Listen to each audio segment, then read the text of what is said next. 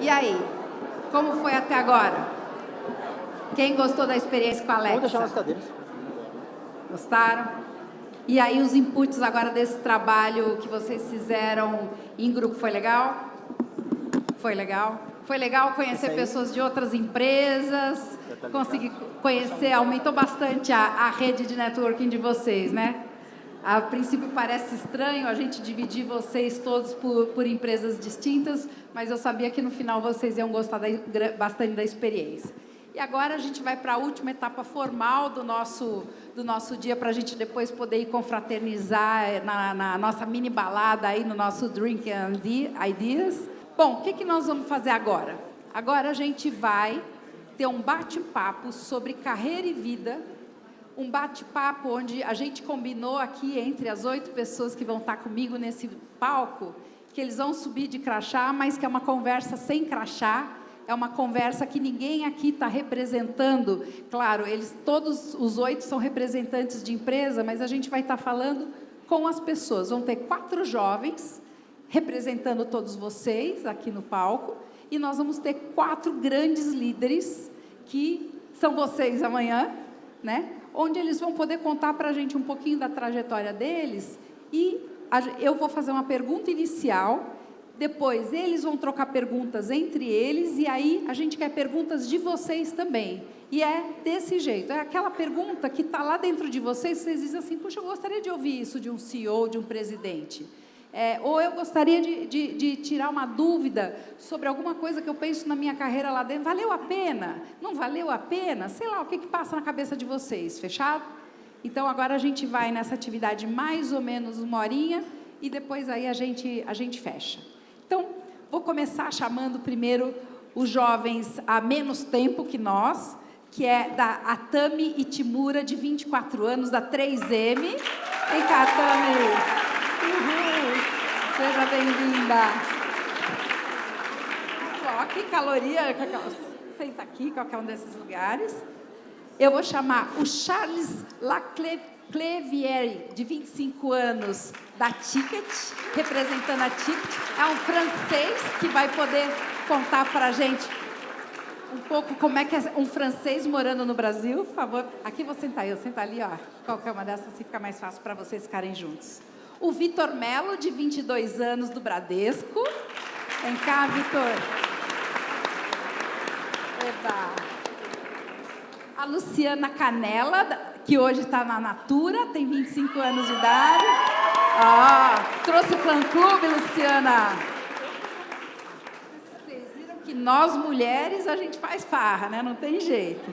E agora os nossos grandes líderes, que são...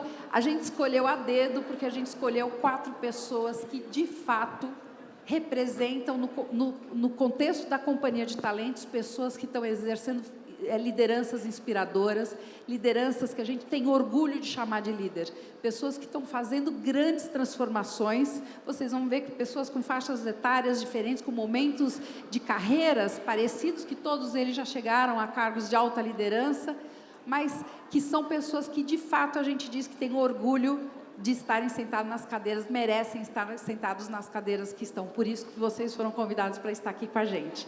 Então, quero chamar primeiro a Denise Soares, presidente da Beneficência Portuguesa.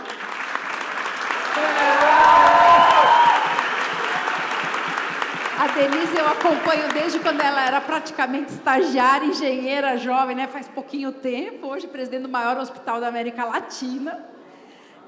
Quero chamar o Fernando Alves, nosso querido presidente da PwC, Pricewaterhouse. Um baiano, gente, esse baiano é arretado, esse baiano é daqueles que escancaram amor pelo sorriso, pela fala, pela coerência do discurso. Quero chamar Américo Matiello, também meu querido e grande amigo, que hoje é líder de toda a Croton Educação. Quantos mil alunos? 1 milhão. 1 milhão de alunos da Croton Educação, fazendo um grande trabalho aí de transformação da nossa educação.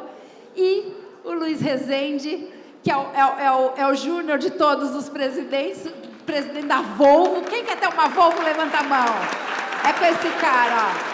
É ele que pode trazer a Volvo. Eu estou encomendando a minha aqui. Por favor, Luiz. Sejam bem-vindos. Tá todo mundo preocupado, viu, gente? Porque eles falam assim, como é que vai ser? Eu falei, não sei, né? Porque eu não sei nem quais são as perguntas que a gente vai fazer. Basicamente, eu vou começar. Queria que vocês 4 contassem para a gente, então, rapidamente, um pouquinho de como foi a trajetória de vocês até aqui, para que todo esse público possa conhecer melhor vocês. E aí, depois a gente entra nas perguntas. Quer começar? Fernando, Luiz, quem começa? Os mais velhos. Então, Luiz, vai lá. Mais velho eu começo, então. Bom, meu nome é Luiz, sou formado em Economia, me formei em 2002, influência do meu irmão, não sabia muito o que eu ia fazer, essa é a grande verdade. Tentei ser jogador de vôlei e falhei, cara, não deu muito certo. Fui cortado pela altura e acho que também pelo tamanho.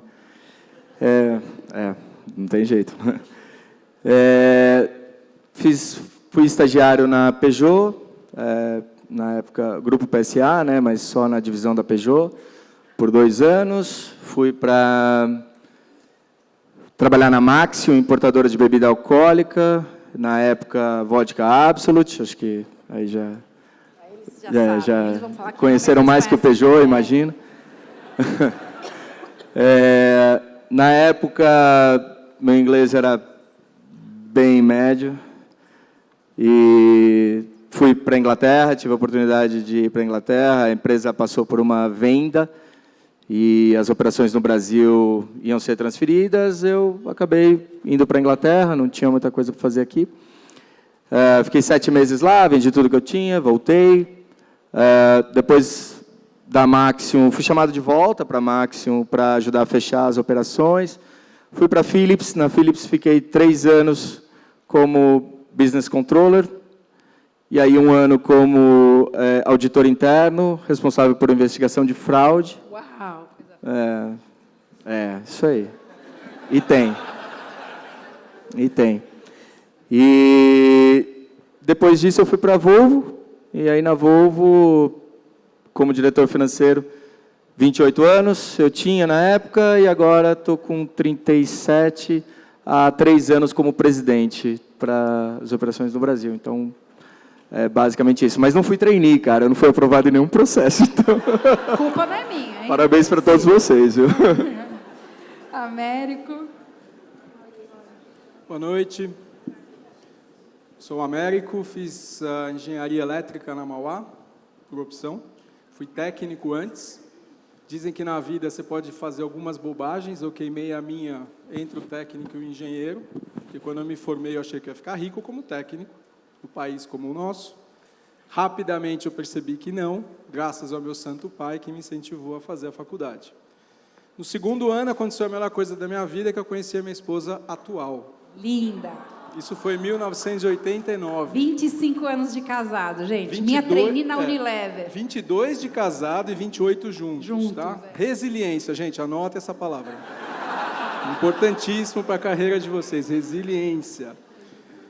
Então para mim eu dei uma sorte enorme, eu sou abençoado de ter encontrado-a, porque ela me ajudou muito, tá? Então, toda a minha carreira não seria o que ela foi até hoje se não fosse o apoio mútuo, tá?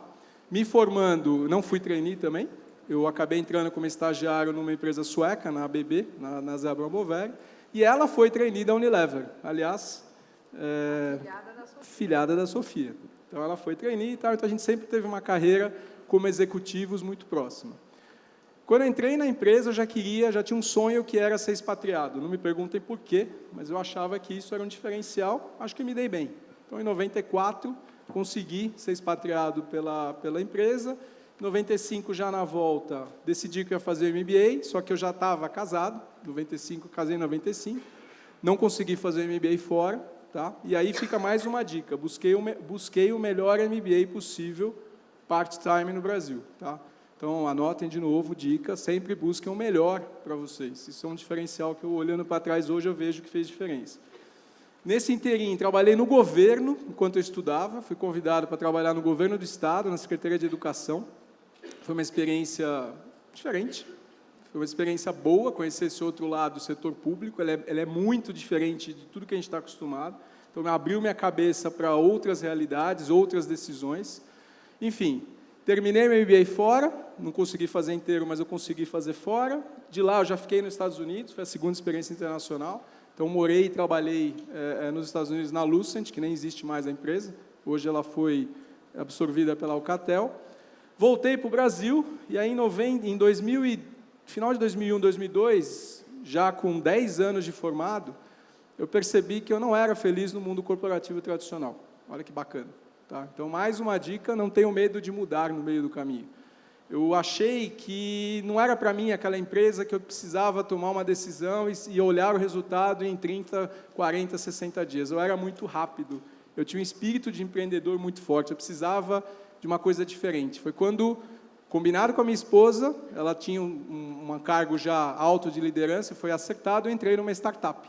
E dei a sorte enorme de ser uma startup em educação, que é onde eu me encontrei como profissional. E desde 2002 para cá, atuo sempre nesse ramo de educação, mais especificamente em educação superior. Trabalhei muitos anos numa startup, que depois virou o Grupo IBMEC, fiquei quase 8, 9 anos lá, tá?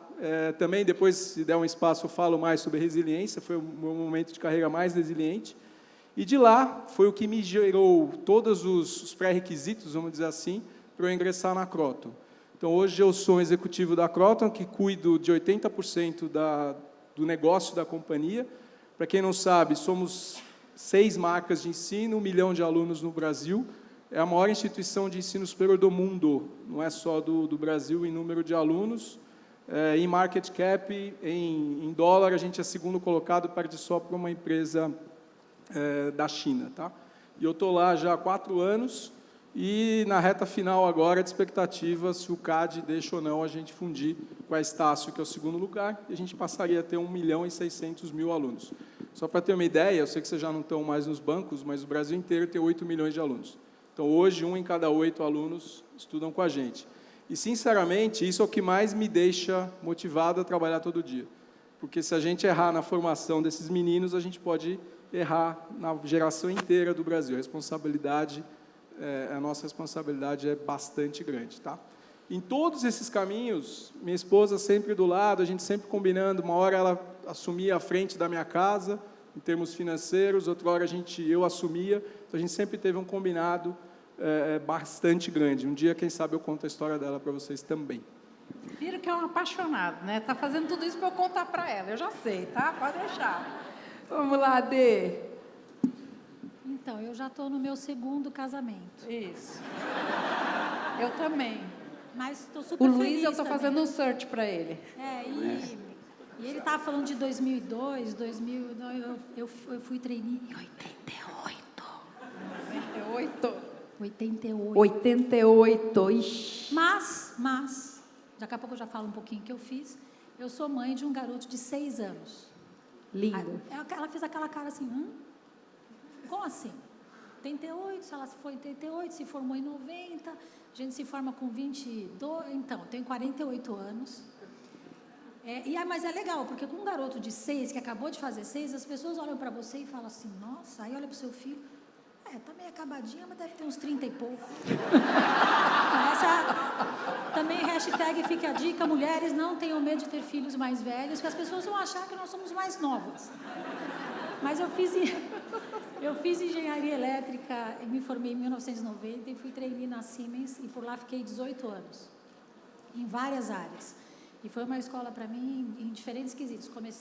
Tive o privilégio de começar no back-office, na área de produção, na área de logística, entrega, depois fui para vendas, marketing, passei por várias áreas e vários segmentos de indústrias distintos. E aí, naquela época, a gente achava que ia ficar numa empresa para o resto da vida, né? Hoje a gente sabe que, possivelmente, se você não está sendo vendido, será vendido, ou já foi e você nem percebeu ainda. Então, eu fui vendida em 2000 porque, enfim, é isso aí, vende a empresa, vende as pessoas, né? Não é vender a empresa, somos nós que somos. Eu fui vendida em 2006 e assumia em 2005 para 2006 e assumia a BenQ Mobile, Siemens Mobile na época, Siemens BenQ na época, de 2005, aí virei CEO em 2005 até 2007. 2008, eu tenho uma diretora de RH que está comigo hoje, ela diz, não sei se vocês já ouviram isso, mas tenta fazer a correlação entre a diferença do sem noção e o corajoso. Aí, em 2008, me convidaram para presidir uma rede de hospitais aqui em São Paulo, rede de hospitais e maternidade São Luís, e eu não sei quem foi sem noção, quem foi corajoso. Foi uma das melhores mudanças que eu fiz na minha vida, saí de uma empresa de produtos, serviços, e fui fazer B2C de fato na ponta, com um paciente numa causa nobre e excepcional. E por lá eu fiquei quase 3 anos e meio e ajudei os acionistas a venderem as 3 unidades dos hospitais São Luís para a Redditor, que hoje é um dos maiores grupos uma das maiores redes de hospitais no Brasil, hoje com 30 e poucos hospitais.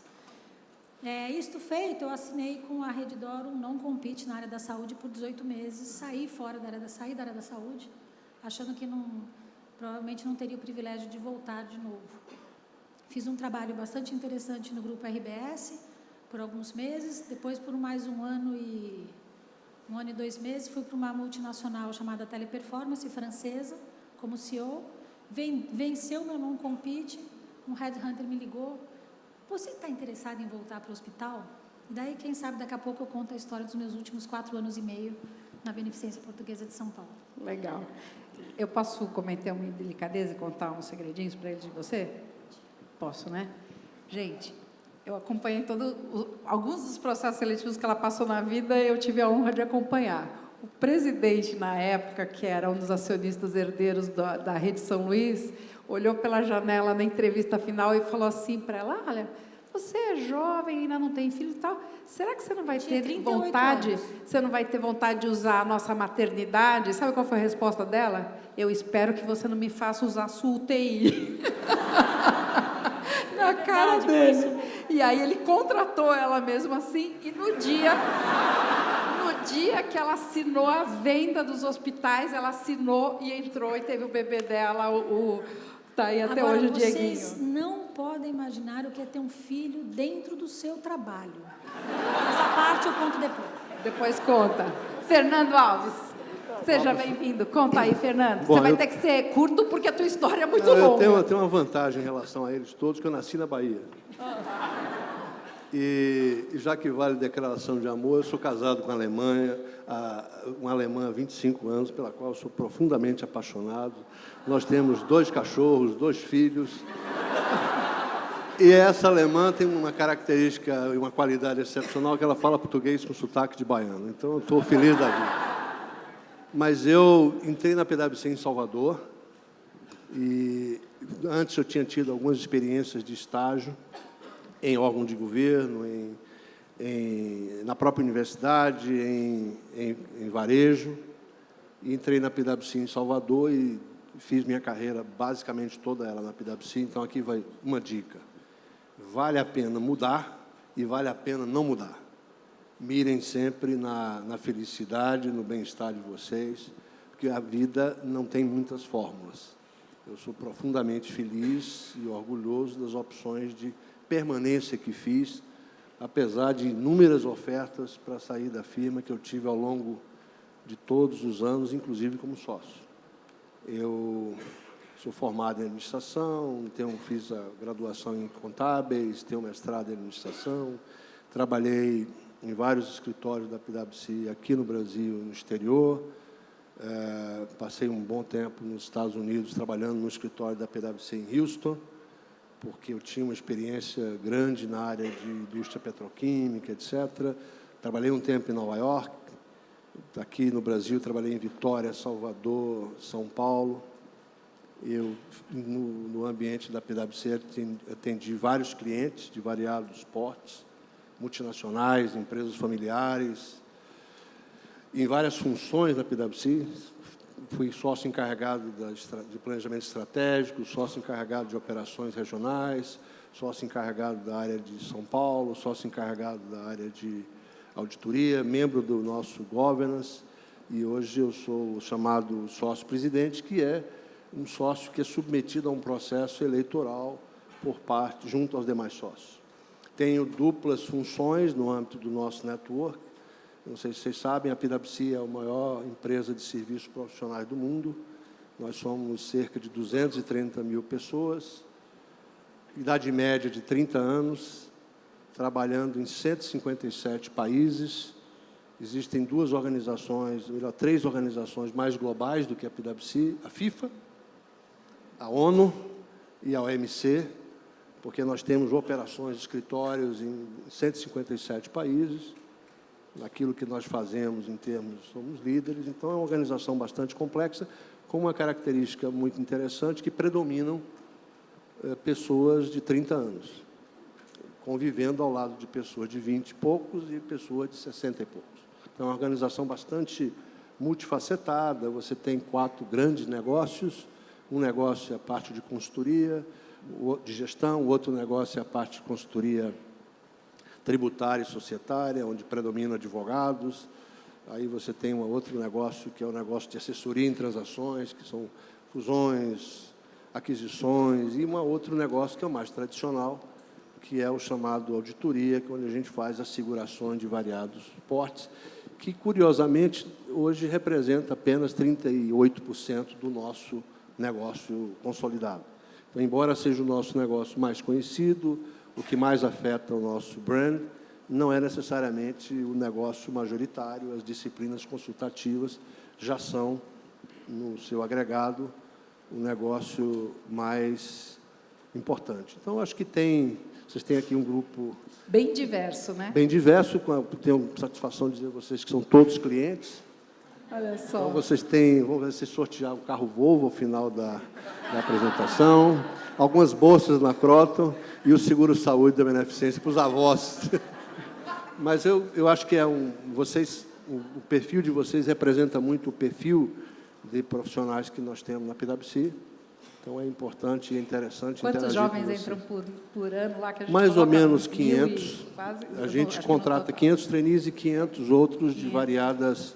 Nós contratamos uma média de 1.000 pessoas por ano. Por ano. Perdemos, infelizmente, muito para os nossos próprios clientes, que não são muito leais conosco, fazem ofertas que a gente não tem condição de bancar. Mas nós somos, parte do nosso negócio é aquilo que a gente diz que é a formação de pessoas. Então, a gente sabe que a gente acaba virando target dos nossos próprios clientes. Então, nós temos, em boa parte dos clientes nos quais nós atuamos, um grande número de ex-PwC. E é uma empresa que tem uma coisa que eu acho que é bastante bacana, que ela é uma empresa jovem. Então, a gente está bastante, vamos dizer assim, estimulado a aprender com aqueles que entram. Cada um de vocês tem um conjunto de demandas que são absolutamente infidáveis, e a gente fica lutando o ano todo com a Érica, que é a nossa diretora de recursos humanos, que está ali, tentando satisfazer vocês. Mas é uma organização que tem uma volatilidade do ponto de vista do turnover bastante interessante também. E foram muitas PwCs ao longo desses 30 anos, né? De transformação. O Fernando me chamou há 2 meses atrás, contando... Gente, é incrível o que eles estão fazendo no mundo inteiro de transformação e a paixão que ele fala nos olhos disso é incrível. Eu continuo tão entusiasmado quanto eu entrei já fazem quase 30 anos. Então, o que é a PwC hoje? É uma empresa que é o somatório de várias empresas. Quando eu entrei, éramos a PW, Pricewaterhouse. Algum tempo depois, a gente fez uma fusão global com uma empresa chamada Coopers. Aí viramos PricewaterhouseCoopers. Nesse meio tempo, nós fizemos várias aquisições e, há 2 anos atrás, nós adquirimos a Booz, que era a 4ª maior empresa de consultoria de estratégia no mundo, que em algum momento era conhecida como a Booz Allen. Então, a gente tem uma visão de seguir crescendo através do que a gente chama de aquisições inorgânicas. Nós temos um largo programa de formação de pessoal, que é bastante conhecido. Acho que na PwC nós temos 179 diferentes cursos. Nós não somos uma Croton, mas gastamos uma boa grana tentando... Está quase lá. E eu acho que a grande dica que talvez eu passe para vocês aqui, eu acho que esse painel é um bom exemplo disso, é que o que importa é a felicidade. Então, vocês podem estar felizes passando pouco tempo em várias organizações, como podem estar felizes se reinventando na organização que vocês escolhem. Eu ficar muito tempo, eu me reinventei em vários momentos da minha vida. Hoje eu tenho uma parte do tempo dedicada ao Brasil, uma parte do tempo dedicada ao nosso network. Eu faço parte do nosso chamado Grupo de Estratégia Global, que trabalha a estratégia da firma no mundo, e a gente dividiu o mundo em 2 grandes teatros de operações. um teatro de operações, e são um conjunto de firmas para nas Américas e na Ásia e no Pacífico, e eu faço parte desse grupo. Então, é uma empresa que muda a cada dia. Obrigada, Fernando. Vamos agora ouvir aqui nossos jovens. Tami, começa? Boa tarde, o meu nome é Tami, eu sou de Londrina, do Paraná, e sou trainee na 3M do Brasil. A gente trabalha em Sumaré, então eu moro em Campinas faz 5 anos, né? Você vai fazer 6, porque eu vim para cá para estudar, e desde que eu entrei na 3M me apaixonei pela empresa, estou tendo a felicidade de participar lá do programa de trainee. Você fez que curso, Tami? Engenharia Química, na Unicamp. Aonde? Na Unicamp. Mudou de estado para vir atrás dos seus objetivos Exatamente. de estudo e aí achou a carreira aqui. Seguindo o conselho de procurar o melhor lugar para poder fazer meu curso. Em que área você trabalha, Tami? Eu sou trainee de manufatura. Manufatura, está na indústria. Legal. Charles? Então, meu nome é Charles, eu sou francês, acho que dá para perceber. Eu tenho 25 anos, eu morei na minha vida toda quase em Paris e eu cheguei no Brasil em 2014 para fazer um intercâmbio na FGV, em administração. E desde já eu fiquei um tempinho e agora estou trabalhando na Ticket, na área de finanças há quase um ano. E acho que é isso. Obrigada, Charles. Luciane? Meu nome é Luciana, tenho 25 anos. A primeira faculdade que eu fiz foi Engenharia Mecânica, que eu achei que eu queria ser engenheira, até que eu fiz um ano e decidi fazer administração, que era mais minha cara. Me formei na Federal de São Carlos, em Sorocaba. Tem um campus em Sorocaba, na UFSCar. E voltei para São Paulo para trabalhar na Natura, por conta do programa de trainee. Hoje eu trabalho na área de inovação comercial, num projeto de segmentação de consultora. E é isso. Obrigada. Vitor? Bom, eu sou o Vitor, eu sou de Ribeirão Preto, tá? Vim fazer faculdade aqui também. Na verdade, antes, eu também achei que queria ser engenheiro. Fui fazer engenharia de produção em São Carlos, na Federal. Vi que não era isso que eu queria, já desisti no sentido de, tipo, sair do trilho que no começo estava planejado para mim fazer. Voltei para a minha cidade, estudei por conta própria e no meio do ano entrei em outra faculdade, vim fazer economia aqui no INSPER. Estou formando agora e sou analista na área de banco de investimentos do Bradesco. Obrigada, Vitor. Agora a gente vai passar para perguntas bem rapidinhas, tá? Com respostas bem curtinhas para a gente dar tempo de muita gente poder perguntar. Queria saber o que faz vocês acordarem todo dia para trabalhar. O que motiva? Agora livre, quem quiser responde. O que faz dar aquele tesão de manhã e dizer, opa, eu vou para lá? Fala um pouco mais alto que eu estou dormindo. Não, eu acho que eu já falei um pouco aqui. Eu tenho um grande orgulho da empresa na qual eu trabalho. Isso me enche de satisfação e motivação. É uma empresa que tem uma capacidade enorme de se renovar, de ser resiliente. A gente está no Brasil há 103 anos. Então, esse orgulho ele é uma fonte de permanente alimentação. É a crença na empresa, Fernando? Muito, muito. Eu acho que a nossa história é uma história de superação, é uma história de resiliência, que alguém já falou aqui, né? Eu acho que é uma organização que se desafia a cada dia. Então, eu tenho muito orgulho. Eu acho que Legal. A palavra-chave seria orgulho. Que cria um combustível natural. Legal. Dê. Olha, eu vou tentar ser breve. Nós, lá na Beneficência Portuguesa de São Paulo, nós temos 6 valores. E tem um deles que combina com a sua pergunta, o que me faz levantar todo dia para ir para a BP, e às vezes de final de semana e à noite, em casa, enfim, vou chegar em casa, vou trabalhar mais um pouco, que é faz bem fazer o bem. Quando a gente se sente bem e que está ajudando os outros, não é porque somos apenas um hospital e passam por lá milhões de pessoas todos os dias. Nós temos lá 7.500 funcionários. Eu, quando entrei no São Luís, eu me dar conta que, puxa, eu estou numa empresa agora que não fecha nunca, não apaga a luz nunca, não tem feriado nunca, e você vai embora para casa, no dia seguinte é outra empresa, porque à noite aconteceu uma série de coisas. Tem que ter muito entusiasmo para ir todos os dias e com o propósito grande de que faz muito bem fazer o bem. Muito bom, obrigada, Dê. Américo. Eu acho que eu já falei um pouquinho na minha introdução, quer dizer, trabalhar com educação, gente, é algo é emocionante, tá? Não estou sendo piegas aqui, não, mas no começo da minha carreira eu fui em algumas formaturas de alunos. E quando você olha o menino que, só para dar uma visão geral, o perfil do nosso aluno, 80% veio da rede pública, 80% trabalha, estuda à noite, e eu vou te dizer que 70% deles é o primeiro diploma da família. Então, você percebe, assim, no dia da formatura, você percebe que o teu business é um business que o teu cliente ficou com você 4 anos e você mudou a vida dele.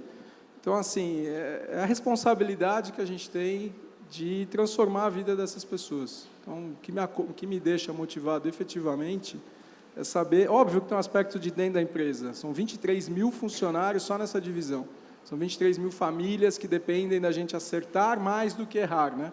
Sempre falo isso nas minhas apresentações, que a gente também erra, a gente é humano e erra. Graças a Deus, a gente acerta muito mais vezes do que erra. Então, tem a questão dos 23 mil colaboradores, mas tem a questão de mudar a vida de 1 milhão de pessoas. O nosso business é gente que forma gente. Então, como eu gosto de gente, é isso que me motiva a acordar todo dia de manhã. Luiz? Eu estou na Volvo, quando a Volvo era uma divisão dentro da Ford. Então, a gente vendia 1.000 carros naquela época, a Ford vendia no Brasil, não sei, 300 mil, 200 mil carros, não era nada.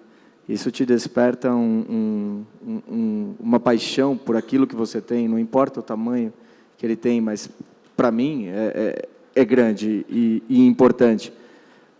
Ao ponto que eu estou lá desde que a gente criou o CNPJ, meu imposto de renda é aberto na empresa até hoje. Não há muito o que fazer com relação a isso. Já tentei, hein? Não adianta. Sou estatutário, respondo pela empresa, respondo mesmo, com meus bens pessoais, a minha vida. Tem uma cartinha que eu assino para o delegado da Polícia Civil e também para o general, sei lá o quê, de não sei aonde, que eu garanto que o airbag não vai explodir dentro do meu armazém. Porque se ele explodir, eu vou responder criminalmente por isso, e eu respondo que eu sei a lei criminal, a qual eu não sei, mas eu faço, é verdade. Eu olho para o engenheiro do lado, que é o meu par, também responde, e falo para ele, cara, né? Ele fala, fica tranquilo, tamo junto. Então tá bom, né? O sueco lá, que manda os airbags pra gente, tá tudo bem por aí, tá tudo bem, eu nunca vi o rosto dele. Então, a verdade é uma mistura entre, poxa, aquilo que você, todas as suas ideias, onde você errei também, mas acertei uma grande parte, compromisso que você tem com as pessoas que estão lá se dedicando com aquilo, verdadeiramente se dedicando, genuinamente se dedicando. Convido vocês a irem na Volvo um dia, entender que ambiente de trabalho é esse que a gente tem, sabe? É realmente muito bacana. E a cultura que a gente conseguiu colocar lá de respeito, de preocupação com o ser humano, no limite com as pessoas. Nosso DNA é segurança. Acabou, sempre fomos a empresa que mais investiu nisso, sempre seremos. A hora que você trabalha numa empresa que, em 2020, diz que ninguém vai morrer num acidente ou se ferir gravemente num carro produzido por nós, você tem que encarar isso, e você, representando a empresa no Brasil, não há nada mais prazeroso do que você acordar e olhar no olho de vocês e repetir essa frase com um prazer assim enorme. É isso. E o meu CPF lá, né? Obrigada, Luiz. Eu queria saber o que vocês hoje buscam para a carreira de vocês. O que vocês querem, de fato, o grande sonho de vocês? Qual é? Bem curtinho. Bom, eu quero que a minha carreira faça sentido para mim. Então, eu quero, que nem vocês, acordar todo dia e falar, nossa, é por isso que eu estou trabalhando, porque eu acredito nisso que eu estou fazendo. Então, eu acho que, acima de tudo, é fazer alguma coisa que tem os valores que eu acredito e que eu sei que eu estou fazendo um bem para a sociedade, que eu estou dando um retorno para ela, do jeito que vai de acordo com meus valores. Obrigada, Tami. Charles? Eu acho também que, para mim, o sentido é a maior coisa. Coloca mais pertinho para as pessoas poderem te ouvir. sentido, acho que é a maior coisa que eu estou procurando também numa empresa, que vai ser difícil, acho, nos próximos anos, se acordar trabalhando num ambiente onde você não encontrar um sentido ou uma razão de ser. Então, acho que isso é uma coisa bem forte.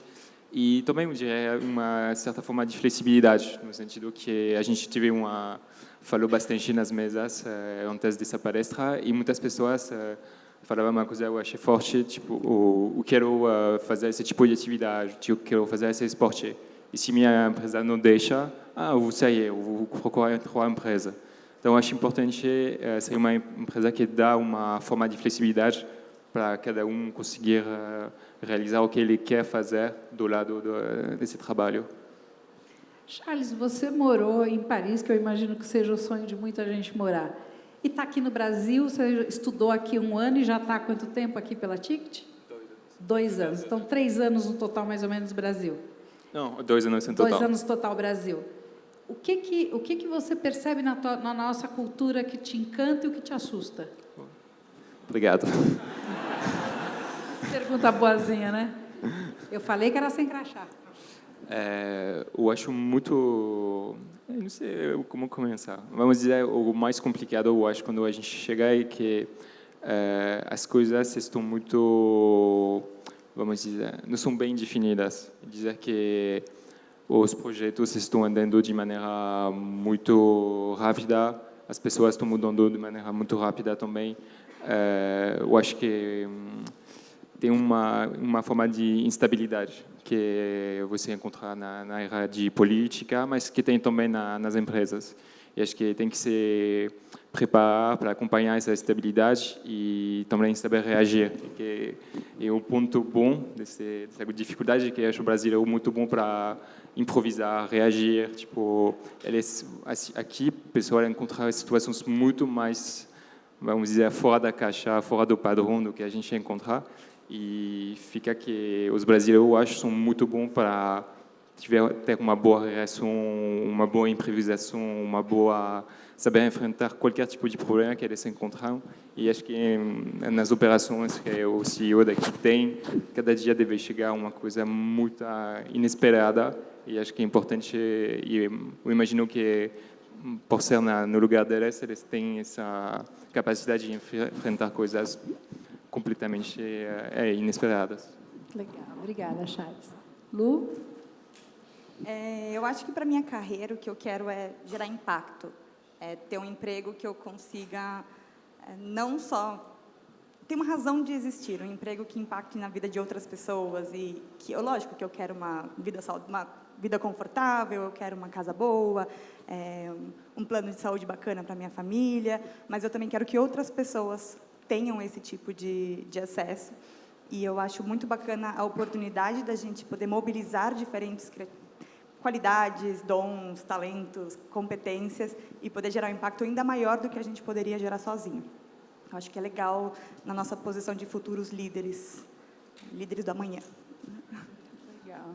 Bom, como já foi citado, eu acho que a felicidade, pode ser até um pouco clichê falar assim, mas você está feliz na companhia, na área, em qualquer coisa que você esteja fazendo, um constante aprendizado, eu acho que é alguma coisa que me motiva.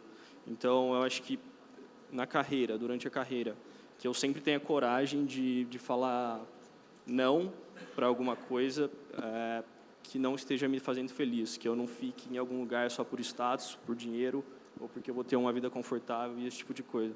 Que você está feliz no que você está fazendo e aonde você está, que é o que mais motiva para mim. Para vocês que são jovens, tá? Neste momento que o mundo está mudando tão rápido, está tudo tão inseguro, né? A gente viu aqui hoje vulnerabilidades, aí as oscilações dos negócios, a gente não sabe mais de onde está o concorrente, a gente não sabe mais como vai ser o impacto que vem amanhã e de que lado vem. Isso assusta ou estimula? Estimula. Não sei vocês, mas por mim estimula. Estimula? porque a gente não tem consciência do próximo, essa incerteza, a gente não sabe o que vai acontecer, mas, em contrapartida, a gente pode ser agente dessa mudança. Então, a gente pode ser a pessoa que vai fazer alguma coisa realmente acontecer e mudar a sociedade de algum jeito, ou trazer uma nova forma de pensar, uma nova forma de agir. Então, estimula porque é uma responsabilidade e é um desafio. Eu acho também, eu acho que, do meu ponto de vista, essa instabilidade, essa incerteza é também uma fonte de oportunidade. Eu vejo bastante pessoas saindo da faculdade hoje que já estão criando um negócio porque elas acham que nesse ambiente complicado tem muitas oportunidades para entrar. E um exemplo básico, quem agora não está ouvindo falar de essa pessoa que está criando um aplicativo porque é muito rápido. E então, hoje em dia, fazer a oportunidade fica muito mais fácil e acho essa instabilidade, essa incerteza é uma fonte de, vamos dizer, de upside. Legal. Alguma coisa diferente deles? Tenho. Eu até acho que deveria assustar, porque é uma mudança, né? Tudo que a gente não conhece assusta um pouquinho. Mas se a gente pensar bem, não é a primeira vez que o mundo está mudando. A gente comentou agora há pouco no grupo que já existiu foco no produto e as empresas tiveram que se adaptar para foco no mercado, foco no cliente. Então, o que deixa de assustar, o que dá um pouco de acalanto, é que algumas pessoas sobreviveram a essa mudança, algumas pessoas se adaptaram. E isso estimula a gente a mudar também. Se essas pessoas sobreviveram porque elas conseguiram mudar, eu tenho que conseguir mudar também. Então, é um pouco de acalanto, assim. As pessoas passaram por isso já. Não é um bicho de 7 cabeças. Talvez 4, 3 cabeças, mas 7, não. Eu acho que, complementando o que ela citou, a gente está em constante transformação e, ao mesmo tempo que deveria ou não assustar, isso estimula e cria necessidade de você se adaptar, desenvolver, inovar para estar preparado para essas mudanças. Isso realmente estimula. Obrigada. Agora, eu gostaria que vocês escolhessem, eles estão representando esses 300 aqui, escolha um para fazer uma pergunta. Cada um de vocês escolhe um e faz uma pergunta para eles. De qualquer âmbito. Eu posso. Vai É para lá, Luiz. Tami. Tami. Tami, se você tivesse de frente para o CEO da 3M, o que você falaria para ele mudar? O que você falaria para ele? Olha, eu acho que... Vocês são agente de mudanças, não é? Parede, né? Você falou que agente de mudança leva. Agente de mudança, causar impacto. Então, por favor. Numa boa. Numa boa. Gente, a gente falou aqui sem crachá e numa boa. Todas as empresas, vocês vão descobrir uma coisa na vida. Todas as nossas empresas, inclusive a minha, que eu fundei, tenho 200 pessoas lá, todas as nossas empresas têm coisas muito legais. E se disser que não tem coisas para melhorar e para mudar...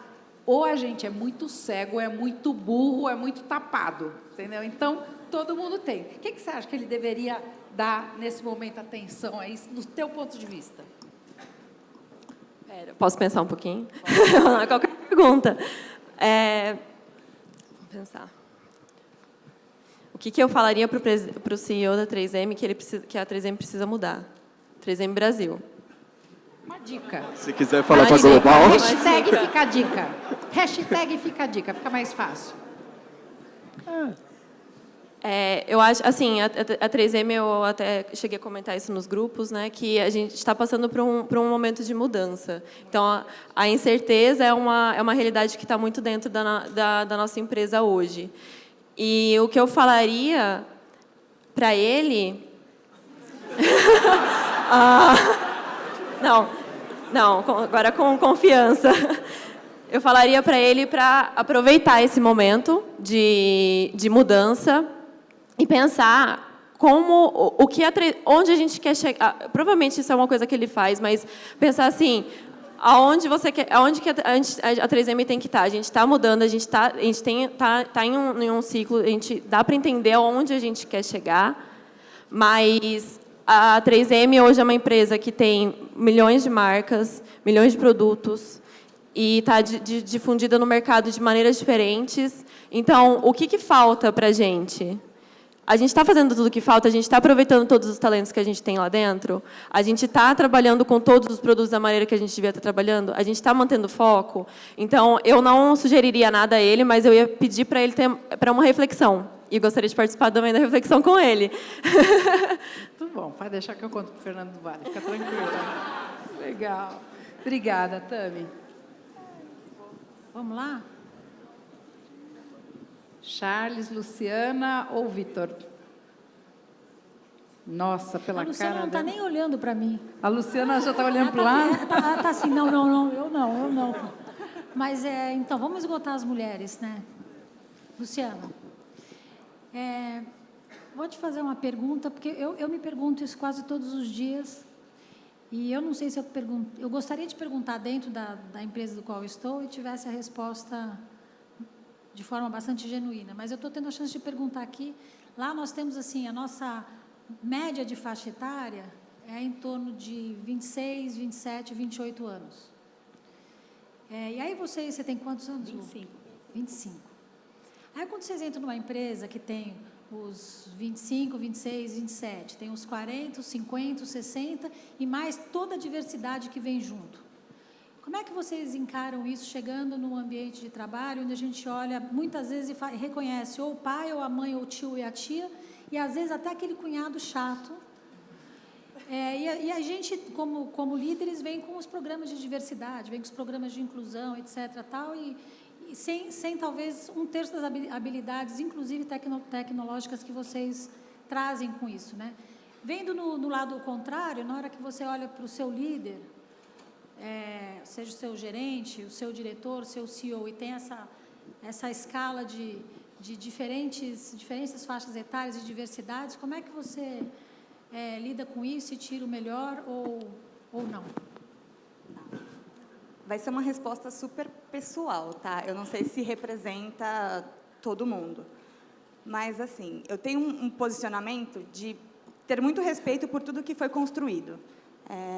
Na Natura, especificamente, eles têm o jeito Natura, é o jeito Natura de fazer as coisas, que é muito pouco processual, mas dá certo, funciona. Então, assim, a gente tem que respeitar tudo que foi construído, porque as pessoas chegaram lá por algum motivo.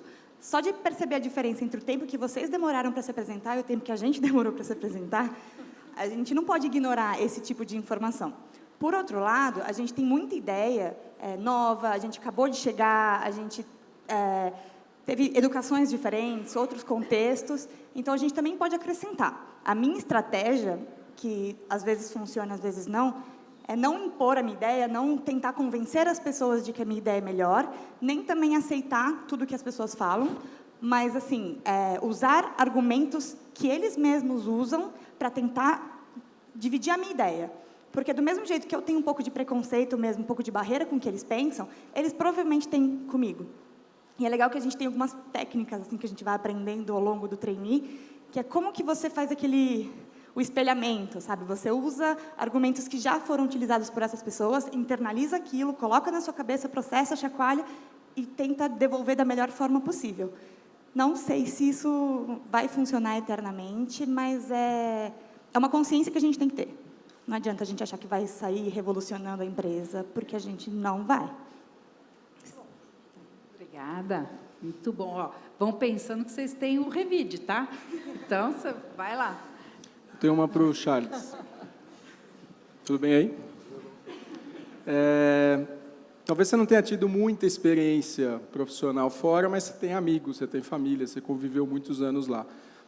O que você mudaria no estilo da liderança do Brasil, importado de lá, da França, para melhorar o espírito de liderança dos brasileiros? Ou, as palavras, que coisas que você olha para a gente e fala, puxa, esses líderes podiam ser melhores se eles tivessem nascido lá?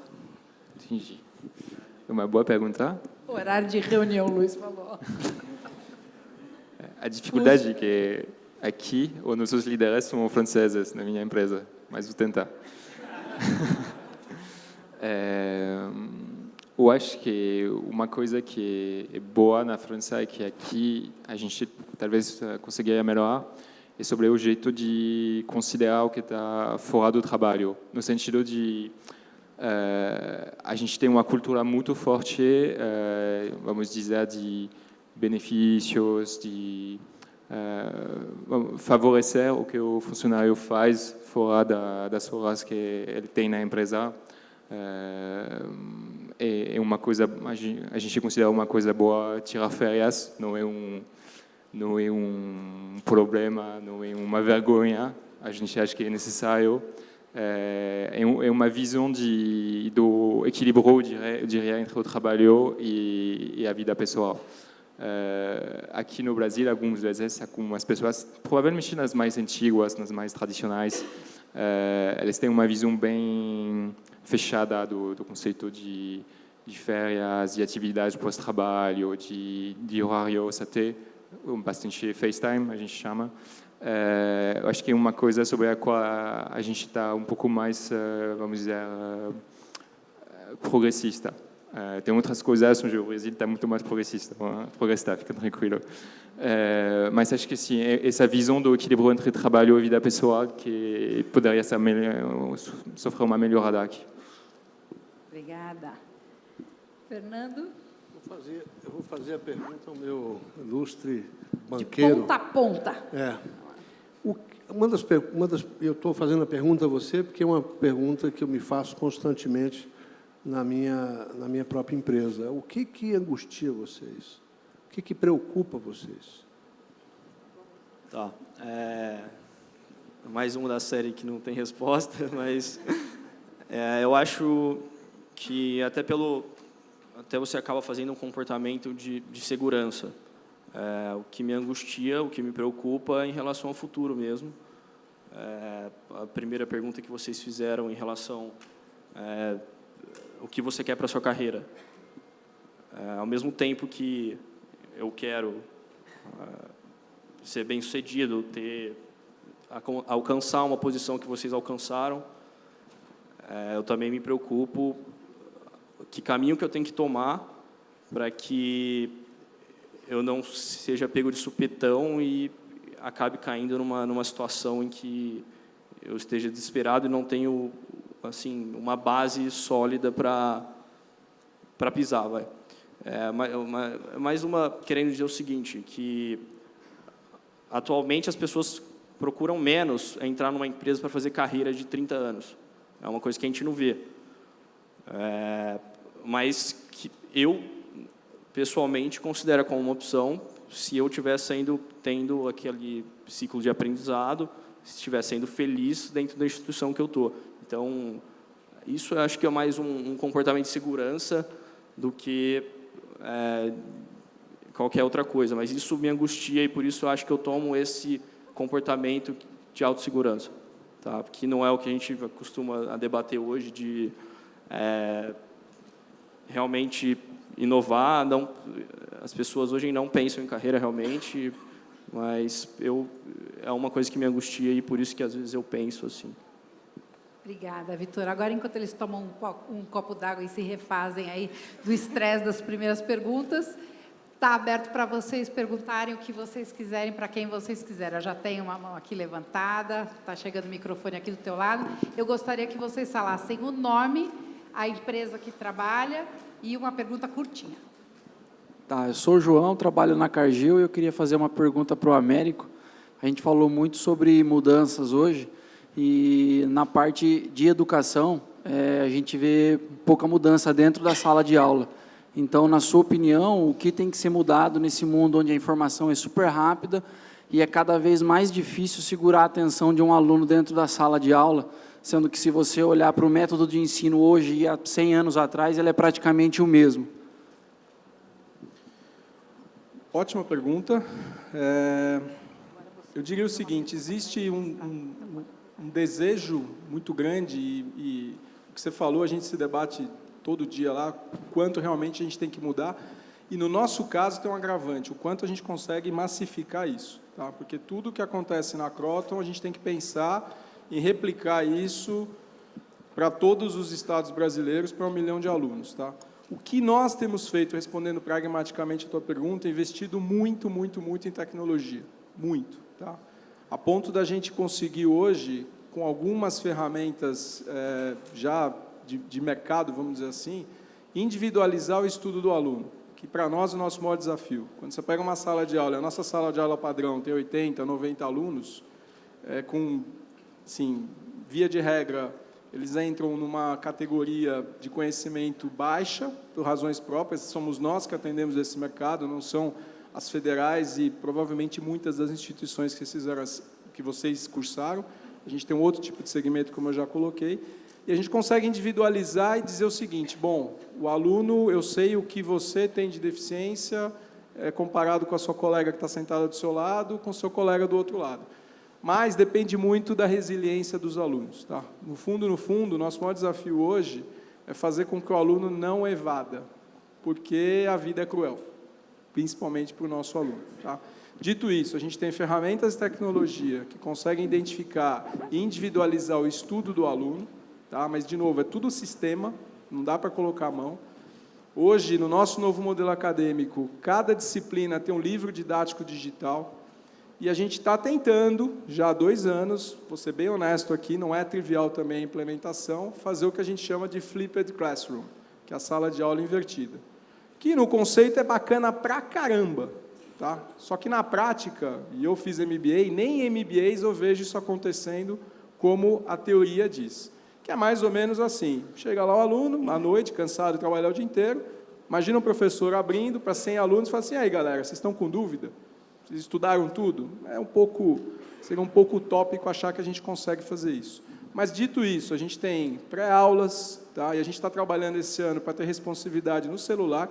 A gente percebeu que, a brincadeira, né, que eu falo, apesar do nosso aluno ser de baixa renda, ele tem o kit aluno, né, que é uma calça jeans de marca, um celular, smartphone, então esse kit é deles. 93% do nosso aluno tem um smartphone. A gente está trabalhando bastante para colocar tudo isso na palma da mão dele. E a pré-aula é uma pílula. De repente, são 2, 3 minutos de vídeo, porque ele está no ônibus se deslocando para a instituição, às vezes ele não, a maioria não tem carro, que ele vai e olha, então essa noite eu vou falar disso. O professor dá um pouco de teoria, e o nosso grande desafio que é incentivar a discussão em grupo. Porque se não for isso, realmente o aluno fica no celular e se distrai. Depois tem uma base de pós-aula, tá? E toda uma plataforma digital, um AVA, né, um LMS, que coloca todo esse conteúdo na mão dele. Então, a nossa aposta como educação do futuro é injetar cada vez mais tecnologia. Agora, pasmem, e eu cuido basicamente do ensino presencial da companhia, a gente ainda chega com alunos jovens, 18, 19, 20 anos, que não gostam muito dessas tecnologias para estudar. Ainda tem uma questão, de um lado você olha e fala assim, não faz sentido, vamos mudar tudo. Do outro lado, você tem jovens chegando que querem aquele modelo do professor na frente. Por que isso? Porque ele está há 15 anos acostumado assim, há 16 anos acostumado assim, 12 anos, na verdade, acostumado com esse modelo antes de ingressar nos bancos das faculdades. Tá? Então, eu não acredito, sinceramente, que nos próximos 10 anos vão ter alguma mudança disruptiva no formato de entrega, além do que já tem hoje. Tem hoje curso 100% online. Tem graduações inteiras que o aluno pode fazer 100% online e só fazer a prova no polo. É uma modalidade, mas a gente percebe que a velocidade de penetração ainda é baixa. Tá? E talvez no futuro acabe essa questão de mundo presencial e mundo à distância. Isso eu acho sim que é uma tendência. Com o aumento da tecnologia, as pessoas experimentando a tecnologia, de repente não tem mais essa modalidade. De repente você vai escolher o curso que você quer, e o curso que você quer vai ter mais aderência a um tipo de entrega. Então, por exemplo, um curso de licenciatura, de repente ele pode ser entregue na modalidade à distância. Um curso de odontologia tem que ter uma carga presencial, prática muito grande. E aí cada instituição vai adequar a modalidade para o que fizer mais sentido para o curso. Você falou agora uma coisa, Américo, que a gente viu aqui de manhã com os presidentes e com os diretores de RH na pesquisa da carreira dos sonhos desse ano, mostra que quase 20% das pessoas buscam ainda a ligação na segurança e no plano de carreira estabelecido pela empresa, que é o teu aluno que está buscando ainda a forma tradicional, que nem vocês, educação e escola, podem continuar oferecendo, e nem a empresa vai oferecer mais plano de carreira e um movimento de segurança que não depende da tua performance, né? Isso dos dois lados é uma transformação grande e que ninguém ainda acertou 100% da resposta, né? Não acertou, e só aproveitando esse último gancho, Sofia, a gente também está investindo muito, tem até um stand lá fora, na hora que vocês forem lá, tem a sacolinha para vocês, no que a gente chama de canal Conecta. O que está por trás desse canal? É a forma, é uma plataforma que aproxima o mercado de trabalho aos nossos alunos. Mas o que está por trás disso? A gente quer entender quais são as competências que as empresas querem. Onde vocês estão, nós, o que eles querem? E aí a gente quer pegar tudo isso da plataforma para poder adequar ao nosso modelo pedagógico. Porque a gente tem certeza, isso eu tenho certeza absoluta, que a gente tem muito que melhorar dioturnamente nos nossos cursos. Então, é um formato também que a gente tenta se aproximar mais com a realidade do mercado, porque hoje tem uma distância enorme, gente. E vocês que estão ingressando agora nas empresas, vocês devem sentir, pelo menos eu senti quando eu ingressei há muitos anos atrás, eu falei assim, que raios que eu aprendi resmate na faculdade, o que eu vou fazer com isso? MacFlu, pelo amor de Deus, nunca usei na minha vida, é ou não é? Tá? Então, assim, é uma realidade, vocês entram numa empresa, parece que vocês começam até um outro treinamento, né, outros programas para desenvolver competências que a faculdade não traz. O que a gente está tentando é fechar um pouco esse gap. Zerar a gente nunca vai conseguir, tá? Porque o nosso mercado é regulado. Hoje. A gente aprende para trabalhar ou trabalha para aprender? Olha que coisa interessante que você está falando. Próxima pergunta, obrigada, Américo. Para outra pessoa. Boa tarde. Boa tarde. Teu Meu nome nome? é Ricardo, eu trabalho na Singenta, na área de marketing. Singenta. E a minha pergunta é dirigida para o Luiz. Bom, todo mundo conhece, sabe que a Singenta passou por um processo de aquisição de uma empresa chinesa em 2014. E eu sei que a Volvo possui uma participação de capital chinês. Eu gostaria de saber de um CEO que está assim, na frente de decisões desse tipo, como que vocês aí enfrentam e veem os chineses para o negócio de vocês? Boa. A Volvo, Grupo Volvo, né? AB Volvo, era uma empresa só, Volvo Cars, Volvo Caminhões, enfim, até o ano 2000. No ano de 2000 foi vendida a Volvo Cars, a qual eu represento, para a Ford. Então, de 2000 a 2010, nós éramos de capital americano. Aí, em 2010, nós fomos vendidos para o grupo Geely. Agora, nós somos de capital chinês. Se o chinês quisesse uma empresa chinesa, ele fazia a empresa dele. E é isso que eu costumo responder. O que ele quis era uma empresa sueca. Então, a essência é mantê-la sueca. Um pouco diferente dos americanos, que tentaram implementar a cultura deles. A gente hoje tem a maior liberdade que a gente poderia ter. Duas coisas a gente tem que entregar. Carros cada vez mais premium e com tecnologia e lucro. Enquanto eu estiver fazendo isso, está tudo bem. O airbag que funcione. Sim, Não tudo. exploda. Nada explodindo. Então, é uma liberdade de trabalho muito grande, tá? Houve investimento muito forte, dinheiro mesmo. A gente pôde tirar do papel diversos sonhos que nós tínhamos em termos de produto. Está aí o resultado, a gente vai lançar 6 produtos em menos de... Voltando. 2015, eu lancei a XC90, que eu acabei de lançar, vai ser meu carro mais antigo em 3 anos. Então, daí vocês podem entender qual o tamanho da revolução que minha empresa passa. E super bacana. Tá? Tudo excelente. Não há o que dizer, não há o que... misticismo ou qualquer coisa. Continuo lidando com sueco, cultura sueca, a gente para o verão, a gente para, então julho, lá ninguém trabalha, para mesmo, a fábrica para, não importa se tem demanda, para. No Brasil a gente tem um ambiente super bacana, sexta-feira a gente trabalha até meio-dia, realmente até meio-dia, e não há problema nenhum disso. Você joga tênis às 2 da tarde? Eu jogo tênis às 2 da tarde, de sexta-feira. Então, e aí de alguém se marcar uma reunião esse horário, vai realmente ficar bravo, cara. Não existe isso, se a gente liga à tarde, na sexta-feira. Eu estou pegando o gancho do Charles, né? Porque se a gente tem que ligar para alguém à tarde, a gente pede licença na sexta-feira. Olha, desculpa te incomodar, mas será que você poderia falar agora? Cara, meu diretor de marketing faz wakeboard, aí ele fala, Luiz... Esquece, cara, estou no lago, vou entrar no lago. Eu falei, então tá bom, me liga depois. Se você puder. É assim.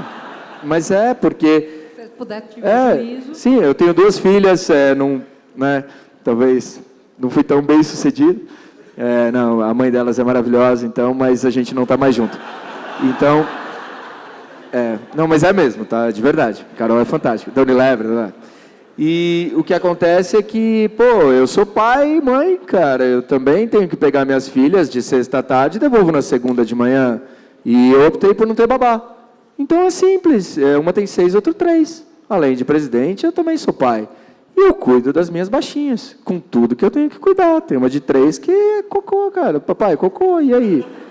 E aí, se eu tiver que resolver um problema na empresa e tendo que cuidar de 2 bebês ou 2 crianças? Não funciona. Então, a minha vida tem que ser extremamente organizada. E isso os suecos respeitam demais. Eu já cansei de ligar lá em período de férias deles e eles falarem para mim, cara, eu não posso falar com você agora, meu filho está num torneio de futebol. E acabou. É isso. Só que, em compensação, eu tenho liberdade para ver a apresentação da minha filha quando eu quiser, qualquer coisa que eu precise fazer por elas. É absurdo o quanto eles entendem isso. Então, é assim. Legal. Obrigada. Uma pergunta Sofia, lá. Rapidinho. Eu tenho que dizer que eu sou casada com um sueco.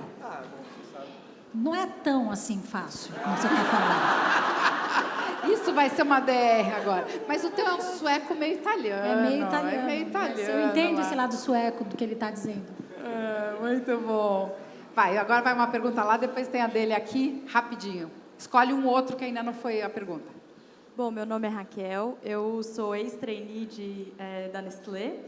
Hoje eu estou aqui representando todas aquelas pessoas que não conseguiram participar do evento, então a gente está transmitindo ao vivo no Facebook. E a gente escolheu uma pergunta aqui da Giovana Mel, para vocês 4, na verdade. Mas escolhe um. Ela fala assim, vocês se consideram empreendedores, apesar de trabalharem em grandes corporações? Denise ou Fernando, um dos dois. Denise. Como é o seu nome? É Raquel. A Raquel, obrigada pela pergunta. Sim, eu acho que sim. Eu acho que no momento que você se determina a cuidar de pessoas, a trilhar desafios novos todos os dias, conduzir um processo de transformação. A gente, na Beneficência, que é uma empresa de 158 anos, nós fizemos uma transformação enorme nos últimos 4 anos e meio, nos últimos 5 anos. Tem que ter um espírito empreendedor, de acordar todos os dias e tentar enxergar as coisas sobre um ângulo diferente. E a melhor maneira de fazer isso é consolidando e engajando as pessoas o tempo inteiro naquilo que você acredita que é possível fazer. Um olhar único é muito pouco. Mesmo para quem acha que é empreendedor, é uma atitude isolada, individual. Não o é. Então, a gente precisa disso todos os dias. Algo que te impulsione e te traga um desafio motivacional de que no dia seguinte vai ser diferente. Eu acho que é interessante contar que a Beneficência Portuguesa, não sei se todo mundo sabe, é uma associação sem fins lucrativos, né? Então tem um conselho de administração, toda uma gestão sem fins lucrativos que atende de particular, de um hospital modelo para câncer e para uma série de outras doenças, mas tudo particular, a SUS. Então tem uma diversidade de atuação tremenda. E essa mulher tirou há 7 anos ele de uma situação absolutamente negativa, não sei se você pode contar os números, a realidade de hoje. Durante os últimos 15 anos, de 2012 para trás, a Beneficência, e a gente fez uma transformação enorme de marca agora, e a Beneficência era conhecida basicamente por três. As pessoas ouviam falar de Beneficência Portuguesa de São Paulo, e todo mundo acho que já ouviu falar de Beneficência Portuguesa de São Paulo, ou associava ao Antônio Hermílio de Moraes, que por lá, de forma voluntária, ficou mais de 40 anos. Meu chefe, hoje, nosso presidente do conselho, é o Rubens Hermílio de Moraes, o filho mais jovem dele, tem 51 anos. Ou associava ao Hospital da Votorantim, ou era um hospital público que atendia o SUS. E eu não sei quantos anos, mas por muitos anos a família Hermílio de Moraes fechava as contas com o próprio bolso. Uma maneira bastante genuína de entregar de volta para a sociedade tudo aquilo que eles conquistavam com a Votorantim. E essa coisa se misturava realmente um pouco. A família Hermílio de Moraes são 4 irmãos, um deles pegou e abraçou a Beneficência Portuguesa, o outro a AC Camargo, o outro a ACD, e a outra irmã foi fazer a Fundação Votorantim como obras sociais, do qual eu nunca vi. Eu posso contar uma história muito, muito rápida? Eu me formei em engenharia em 1990. Em 89, bom, engenharia em 1990 era eu e mais 2, 3 na sala de aula, que ouvíamos todos os dias que estávamos lá para casar, arrumar marido. E eu casei com um engenheiro. Ele não deu certo. Mas o segundo também é engenheiro. Mas, bom, nós vamos fazer nossa festa de formatura. As meninas organizam. As meninas organizavam o churrasco, a festa de formatura. E aí a gente, na época, escolheu, bom, o nosso paraninfo, e isso certamente não é do tempo de vocês, o Antônio Hermílio de Moraes faleceu tem 3 anos agora em agosto, vai ser o doutor Antônio Hermílio de Moraes, um dos maiores empresários e empreendedores do país. Bom, como é que nós vamos falar com ele? Não tinha nem celular para arrumar o WhatsApp do cara na época, né? Bom, e aí, Denise, dá um jeito de falar com ele. Eu liguei para a Votorantim, óbvio que eu não consegui falar com ele, mas uma santa me atendeu. Ela falou, Denise, se você ligar na Beneficência Portuguesa de São Paulo, esse moço vai te atender. Esse moço, não, nosso presidente vai te atender. Beneficência Portuguesa de São Paulo, liguei lá. Me atendeu também uma outra senhorinha, eu tinha 22, eu me formei com 22, eu tinha 21 anos. Passado algum tempo, eu toco o telefone à noite em casa, umas 10 da noite. Meu pai atendeu, filha, o doutor Antônio Hermílio de Moraes quer falar com... Imagina, meu pai também é engenheiro. Doutor Antônio Hermílio de Moraes. Denise, a Denise deixou aqui um recado. Então, doutor Antônio, nós gostaríamos de convidá-lo. Não, filha. Você pode vir aqui na Beneficência dia tal, na hora tal? Sim, senhor. E a Denise foi lá na Beneficência na hora tal, dia tal. Doutor Antônio, eu gostaria de convidá-lo. Ele falou, filha, se eu não tiver nenhum compromisso, eu vou paraninfar a turma de vocês, eu paraninfo todas as turmas de engenharia que me convidarem, a não ser que eu tenha uma turma de engenharia no mesmo dia. Bom, e assim ele foi o nosso paraninfo em 1990.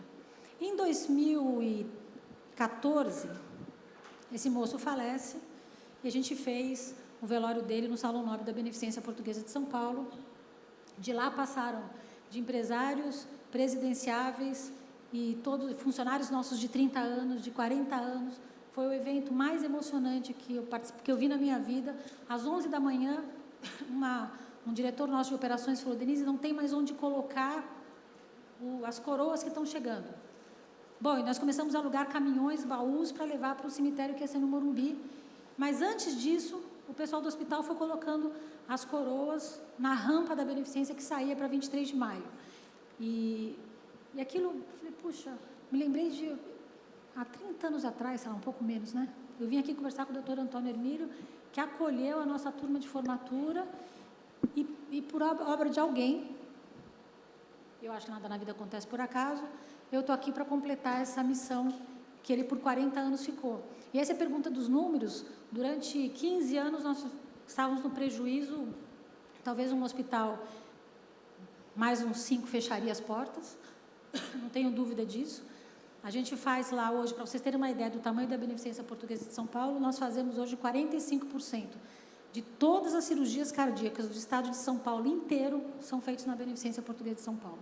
Nós temos 400 residentes por ano, formamos mais de 1.000 alunos, temos escola de enfermagem, enfim, um conteúdo enorme de coisas positivas, mas atendendo o SUS com um preço de tabela de 10%, um procedimento 10%, o que um convênio paga.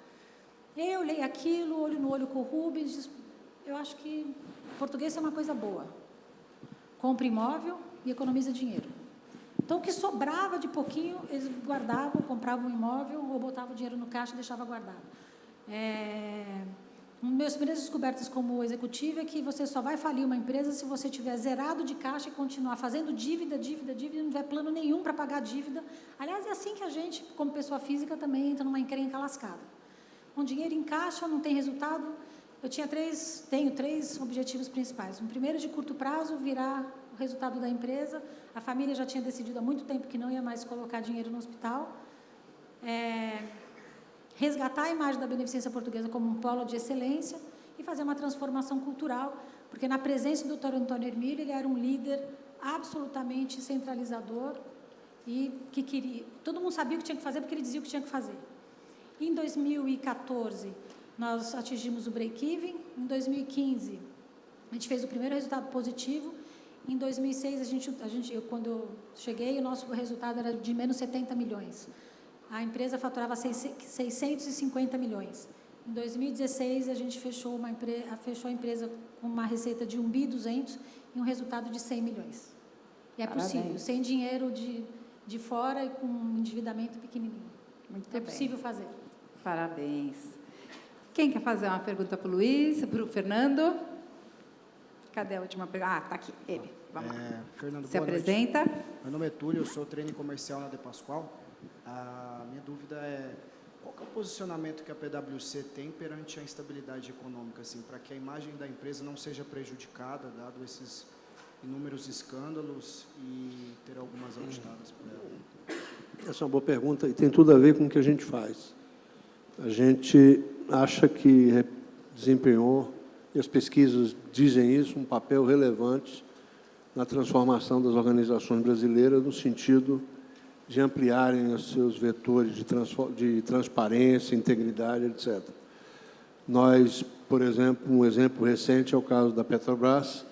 Nós entramos na Petrobras em 2013, somos, portanto, subsequentes aos todos aqueles diretores que hoje frequentam as páginas policiais, e a partir de uma decisão nossa de demandar mais investigações, etc., a empresa se reinventou. Nós impusemos um conjunto de mudanças, mudança de diretoria, mudança de conselho, e a empresa hoje se recuperou. Então, a gente acha que temos, sim, um papel a desempenhar, e temos desempenhado na promoção da maior integridade e transparência das organizações brasileiras.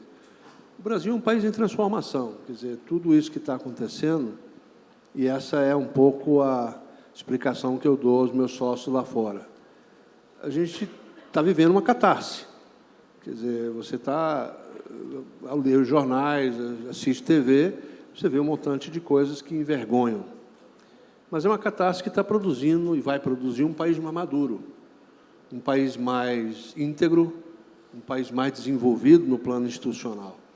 E se a gente compara o nosso processo, a nossa catarse, que está sempre feita sob o império da lei, no contexto de imprensa totalmente livre, esse tipo de coisa, nós temos grandes empresários presos, políticos presos, governador, ministro de Estado, é um processo de purificação doloroso. Mas quando você compara o que está acontecendo no Brasil com os nossos competidores naturais, China, Índia, Indonésia, México, África do Sul, Turquia, você não imagina que um processo desse poderia acontecer nesses países. Então, nós vamos sair disso um país muito mais sólido, muito mais previsível, portanto, muito mais competitivo, a despeito da gente estar vivendo algo que, para aqueles que interagem com estrangeiros, é uma vergonha você ter que estar explicando. Mas eu acho que essa é a via da explicação real. Quer dizer, esse é um movimento que tem uma carga de disrupção grande. Nós vamos reinventar a maneira de fazer política no Brasil, vamos reinventar a maneira de fazer justiça. Nós estamos vendo as nossas imperfeições no dia a dia, mas eu acho que a gente está movendo para frente. Então, para nós, como organização, a gente decide que a gente vai enfrentar essa parada. Nós poderíamos, por exemplo, no primeiro momento que soubemos de uma irregularidade na Petrobras, ter renunciado. Nós decidimos ficar e impor um certo curso de ação que foi adotado pela empresa, e hoje ela é uma empresa diferente do que era antes. Agora a gente pode descansar e buscar outros horizontes, mas a gente ficou e fez a diferença. Obrigada, Fernando. Agora, eu posso, gente, atrasar mais 10 minutinhos para fazer a revanche das perguntas deles para os presidentes? Tudo bem? Então, tá bom. Vamos lá. Podem escolher um e fazer uma pergunta. Quem quer começar? Pode ser eu. Vai lá. Eu quero fazer uma pergunta para o Luiz. Tá? Eu queria que você falasse um pouco, comentasse, você é uma pessoa nova, que atingiu o cargo de CEO, que é algo que muita gente almeja. Eu queria que você comentasse o que você pensava para você quando você estava formando No momento que você estava formando, provavelmente você devia pensar, onde eu vou estar daqui 5, 10 anos. E qual que foi a diferença que teve nisso daí? Porque provavelmente foi um caminho totalmente diferente que você acabou tomando. Eu queria que só comentasse um pouco sobre isso. Cara, quando eu estava me formando, eu pensava em pagar minha faculdade. A minha origem é muito humilde, no sentido que meu pai faleceu, eu tinha 1 ano de idade. Então, meus 2 irmãos, eles que, junto com a minha mãe, que pagaram minha faculdade até o 2º, 3º ano. E aí depois eu fui fazer enfim, fui seguindo, né? Para se ter uma ideia, eu me formei na Fundação Santo André porque era o melhor que eu tinha perto, porque minha família não tinha condição nem de me bancar para ir ao Mackenzie, que é uma faculdade acessível, para se ter uma noção. Então, eu não imaginava que eu ia ser presidente com 33, tá? Numa indústria ainda tão conservadora nesse estilo. Brasileiro, né, a primeira coisa, sendo presidente de multinacional montadora, acho que aí você já pode fazer um filtro, com a idade que a gente tem, e na minha diretoria é só brasileiro, tá? Não tem, a gente tem muito orgulho disso, é a única que só tem brasileiro no board. E, cara, o que eu imaginava próximo passo, qual é? Próximo passo, qual é? Eu não ficava pensando, mas isso vai me levar a ser diretor, isso vai me levar... Não, eu pensava o próximo passo, para que eu estou fazendo aquilo, se aquilo está fazendo sentido, se aquilo agrega, né? Mas o que, para mim, foi o diferencial, e aí fica a minha dica para vocês, porque se eu tivesse feito isso antes, talvez eu ainda tinha atingido até antes. Terapia. É verdade. Foi cedo, mas eu acho que eu teria feito até antes. Terapia, de verdade. Terapia. Minha formação não é melhor que a de ninguém, meu currículo não é melhor do que de ninguém, não tenho grandes ideias e sacadas que façam uau, mas eu me conheço muito bem, eu realmente me conheço. E tem uma percepção para pessoas enorme, o que me habilita a ser um líder. Então, foram 8 anos e meio de terapia, e quando me perguntam, o que você fez diferente de... Cara, hoje eu tenho 3 ex-chefes que trabalham para mim, na Voo. Tenho 2 colegas de faculdade que me davam carona, não tinha carro, cara, que me davam carona, os 2 trabalham para mim.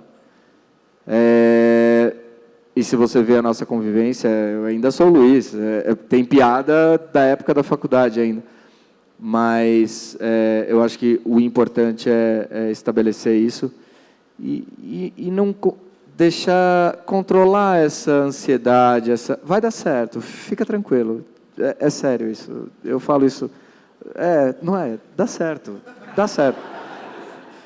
Só... Né? Fé, tenha fé. Não é fé, você tem que fazer pela fé, né? É fé de fato.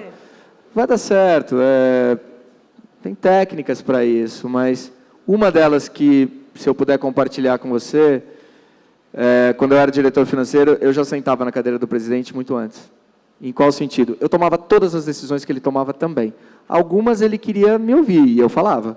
Algumas ele não queria me ouvir. Você está se metendo na campanha de marketing, diretor financeiro fica no seu lugar.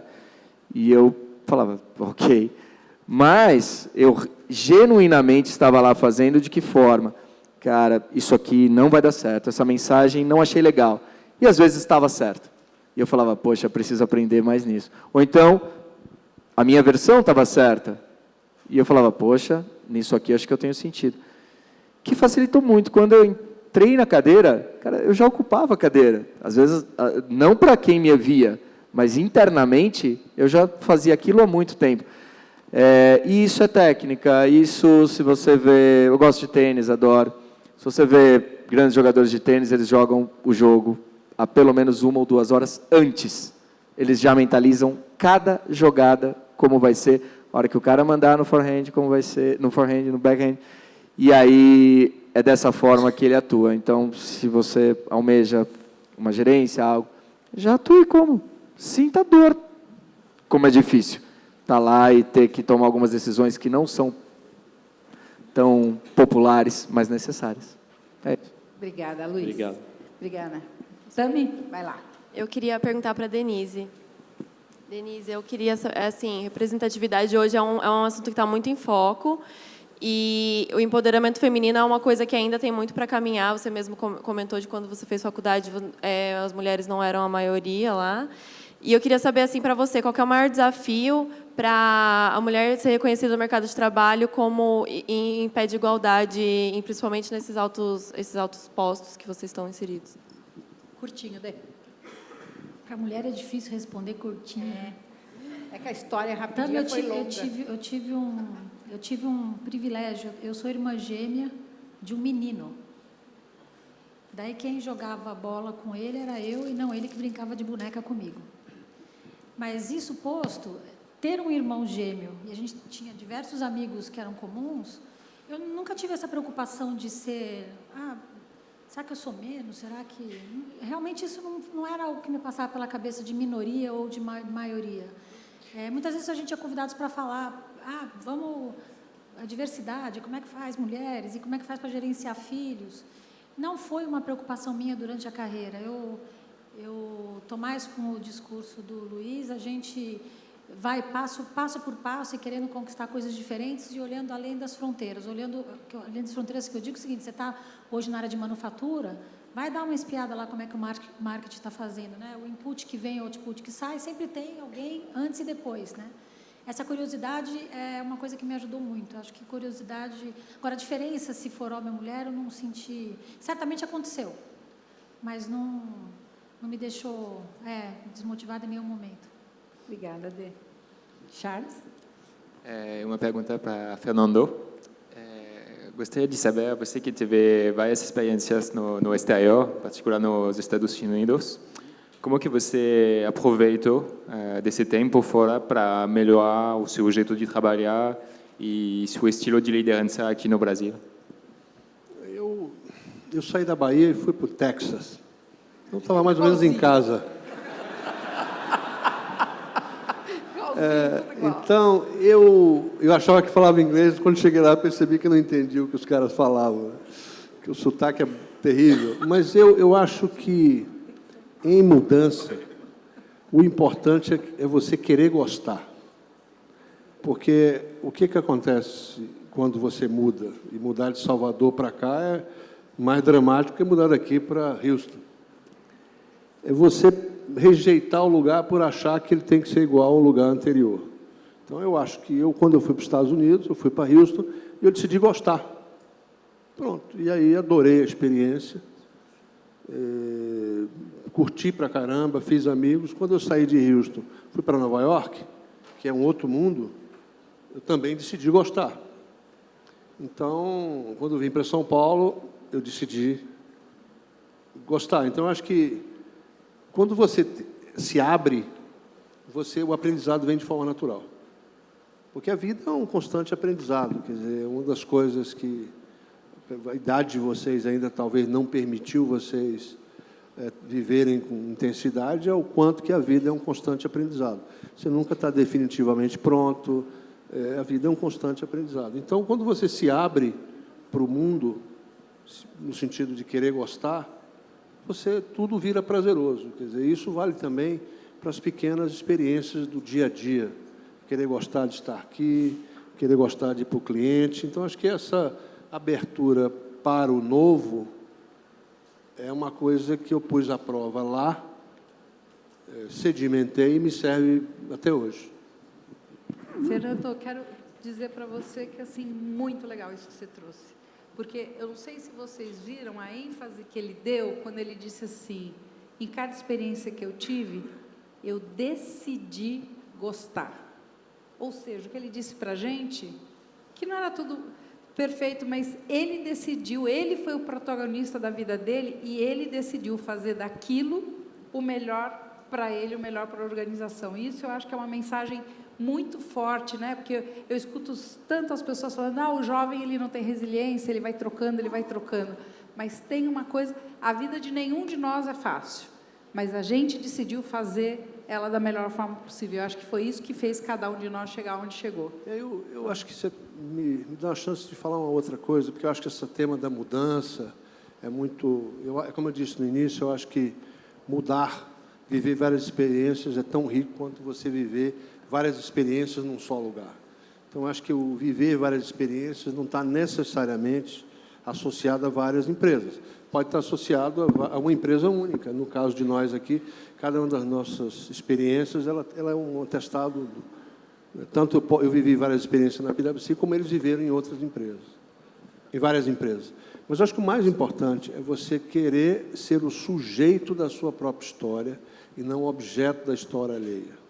Quando você assume essa responsabilidade perante si próprio, você cria certos vetores de ação que fazem toda a diferença. Quer dizer, quando eu entrei na PwC, eu era um sujeito da Bahia, entrando numa organização multinacional de consultoria e auditoria, vindo de uma família de médicos. Eu não tinha a menor... Tanto que meu pai, até hoje, ele acha que na época que eu estou trabalhando muito, é na época de entrega de declaração de imposto de renda, que ele acha que eu sou fiscal. Então, eu acho assim, quando você... E a PwC, ela me possibilitou ser sujeito da minha própria história, viver as experiências que eu queria viver, me transferir, aprender, ter a minha curiosidade estimulada, etc. Então, eu acho que essa é a ambição, ser sujeito da própria história e não objeto da história alheia, de organizações ou de outros. E, para isso, a gente precisa aceitar que, na hora que eu decido isso, eu estou decidindo assumir certas responsabilidades comigo mesmo. E aí é onde eu acho que a gente começa a fazer diferença. Super obrigada, Fernando. Muito legal. Luciana, para o Américo. Américo, promete curtinho. Eu percebo uma grande mudança em relação à geração dos meus pais, por exemplo, que o sonho deles era ter um emprego estável numa grande empresa, se aposentar com a casa comprada, carro próprio, tudo certinho. A minha geração, eu já penso... Filho trabalhando na Natura. Mas é verdade, meu pai fica super orgulhoso e tudo mais. A minha geração, eu já vejo uma mudança do tipo, eu quero realização pessoal, eu quero também ser feliz, equilíbrio entre carreira e família. E já a geração mais nova que eu tenho contato, eles são muito mais... Na verdade, eles veem até um pouco esquisito fazer carreira em empresa grande, ter aquela profissão certinha, segunda a sexta, das 8 às 5. Só que eu penso que são importantes também. Esse tipo de carreira, esse tipo de profissão, algumas empresas precisam desse tipo de gente. E eu não sei se, você vê essa mudança também, e se você acha que as empresas se preocupam com isso, e se elas teriam agilidade para mudar e se adequar ao tipo de serviço que essas pessoas querem fazer, com a mesma agilidade que as pessoas mudam e querem outras coisas, outros objetivos. São 3 perguntas, desculpa. Uau! 2 segundos, tá? 2 horas, né? Por favor. Eles me matam. É engraçado, porque talvez eu seja mais ou menos da geração do seu pai, estou com 48 anos, mas eu sempre tive uma cabeça diferente, tá? Eu nunca fui apegado a empresas e carreiras, sair de uma multinacional para descer para uma startup que nem faturamento tinha, enfim.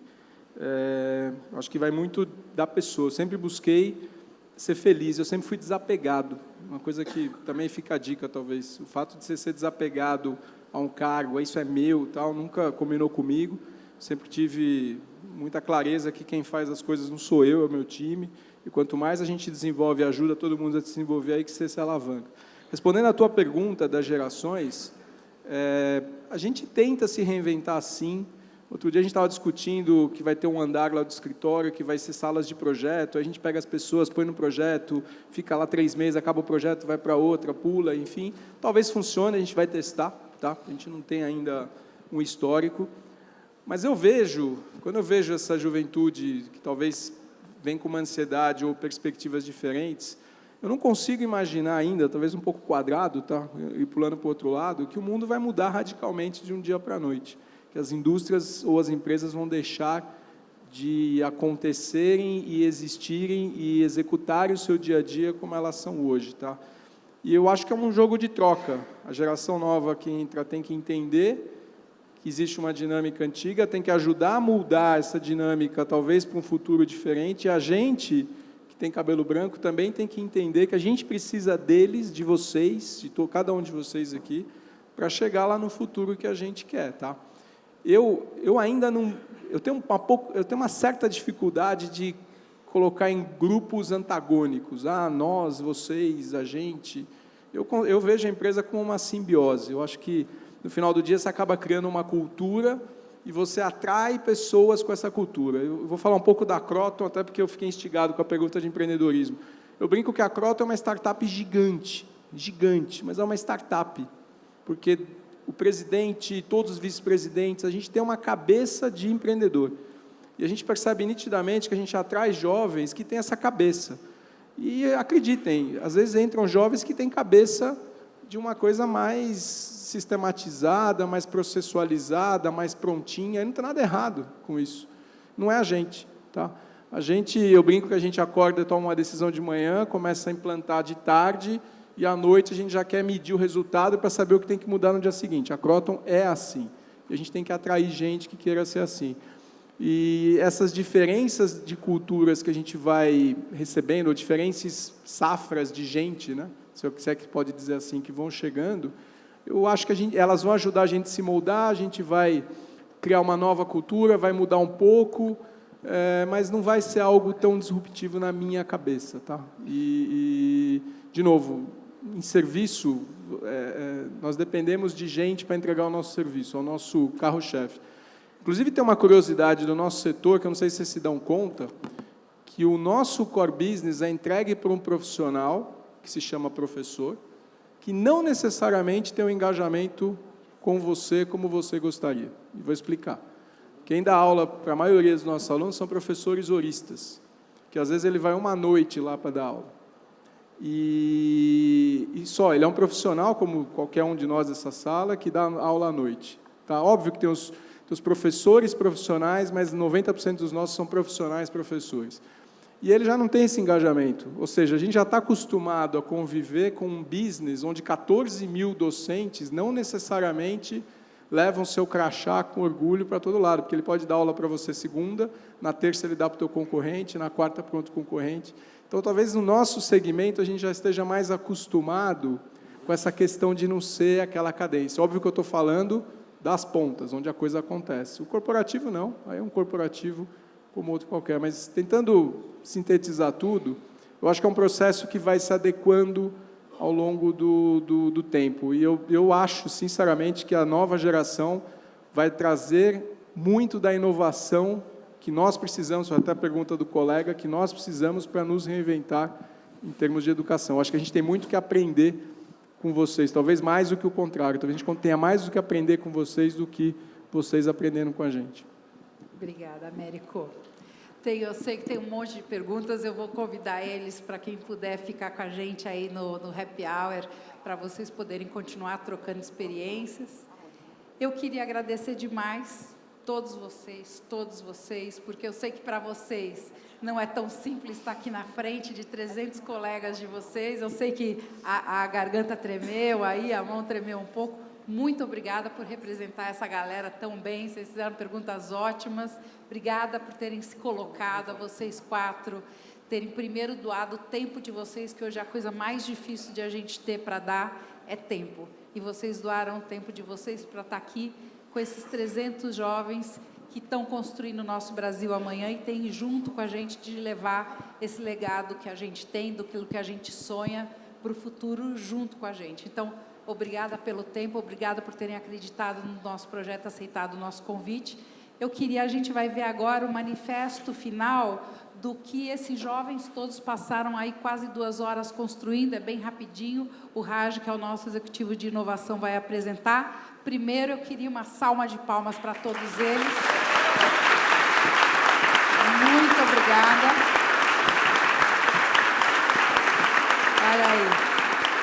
Pela salva de palmas, vocês viram que fez sucesso, que a gente percebe quando é por coisa. Então, por favor, sentem aqui com a gente. E eu vou fazer questão que, já que vocês mandaram declarações de amor, eu vou dizer o seguinte, o que me faz acordar todo dia é olhar para o lado e ver aquele homem bonito lá do meu lado e depois ir para a minha empresa e ver tanta gente legal na minha empresa. É isso. Te amo, meu amor. Vem cá, Raj. E aí, Raj, conta para mim, eles produziram muito, Raj? Foram conversas super interessantes que a gente se dividiu nas salas naquela hora para falar de sociedades, líderes, empresas e aprendizados que a gente quer para o futuro. A gente colheu, a gente tem os embaixadores. Quem foram os embaixadores, só para a gente lembrar, que super representaram vocês no registro e na síntese dessas informações. Então, um reconhecimento para eles, por favor, por esse trabalho. Parabéns. Obrigada pela ajuda. E a equipe de inovação e design, e com a ajuda do redator Fernando, a gente usou todas as vocabilidades para, em 1 hora, enquanto isso acontecendo, a gente nos bastidores consolidou esse registro que vocês construíram hoje. Então, isso nada mais é do que um registro adaptado com algumas frases do que vocês conversaram, construíram e falaram do que querem para o futuro como líderes do amanhã. Vamos lá?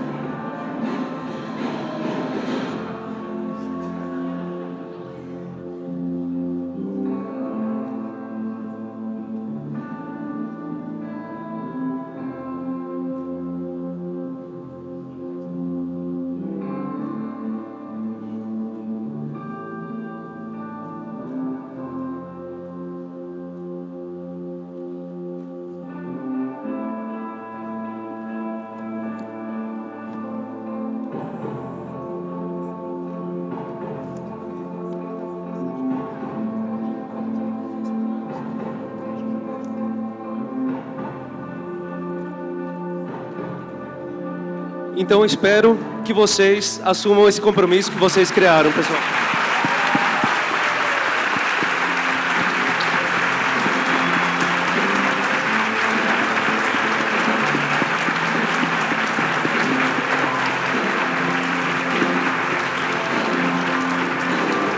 Gente, muito obrigada. Eu, em nome de todo esse time da Companhia de Talentos, que está algumas noites sem dormir, mas eu posso contar para vocês que a gente está repleto de alegria, porque a nossa missão de vida é, de fato, fazer com que cada um de vocês que tiveram a oportunidade de viver essa experiência possam levar isso para dentro das organizações de vocês. Não se isentem do direito que vocês têm, da responsabilidade que vocês têm. Se esse manifesto foi o desejo de vocês, ele representou vocês? Representou? Então, levem isso para os colegas de vocês, para os diretores de vocês, chamem as pessoas para conversar sobre isso, que só conversando, não vamos falar de conflito de gerações, vamos falar de encontro, onde a gente junto vai construir isso. E a gente, da Companhia de Talentos, está muito feliz, está muito orgulhoso de ter podido ver o resultado que foram vocês que deram. E é esse mundo que a gente quer viver junto com vocês. Muito obrigada, aproveitem muito a noite agora e que a gente se encontre no quarto encontro, se Deus quiser, ou se encontre por aí, mas tão feliz, que vocês sejam tão felizes na carreira e na vida de vocês, como eu e o pessoal da Companhia de Talentos é. Muito obrigada.